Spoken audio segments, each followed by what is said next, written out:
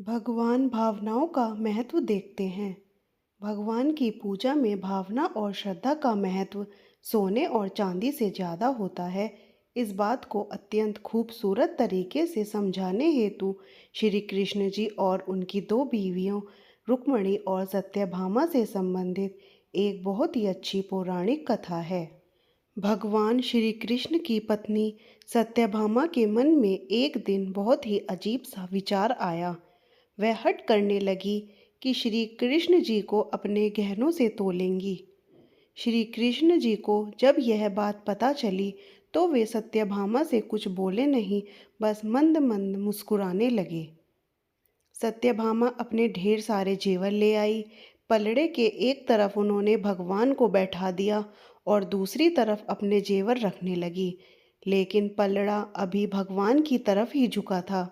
सत्यभामा के पास जेवरों की कोई कमी तो थी नहीं। वो जाकर और ढेर सारे जेवर ले आई, लेकिन पलड़ा जरा भी नहीं हिला। सत्यभामा ने अपने सारे जेवर तराजू पर रख दिए, लेकिन कोई फायदा नहीं हुआ। अंत में वह थक कर बैठ गई। तभी वहां रुक्मणी का आगमन हुआ। सत्यभामा ने उन्हें सारी बात कह सुनाई। सत्यभामा की बात सुनकर तुरंत रुक्मणी जी पूजा का सामान ले आईं। उन्होंने भगवान की पूजा अर्चना की और उसके बाद में जिस पात्र में भगवान का चरणोदक रखा हुआ था उसे गहनों वाले पलड़े पर रख दिया। देखते ही देखते पलड़ा झुकने लगा और भगवान का पलड़ा ऊपर उठ गया। सत्यभामा हैरानी से सब कुछ देख रही थी। उनको समझ नहीं आ रहा था कि जो पलड़ा उनके इतने सारे गहनों से नहीं झुका, वो एक हल्के से पात्र से कैसे झुक गया। वे रुक्मणी से इसका कारण पूछने लगी। तभी नारद मुनि भ्रमण करते हुए वहां पहुंच गए। सत्यभामा की परेशानी समझकर वे इसका कारण उन्हें बताने लगे। नारद जी बोले, भगवान की पूजा में महत्व सोने चांदी के गहनों का नहीं होता, बल्कि सच्ची भावना और श्रद्धा का होता है।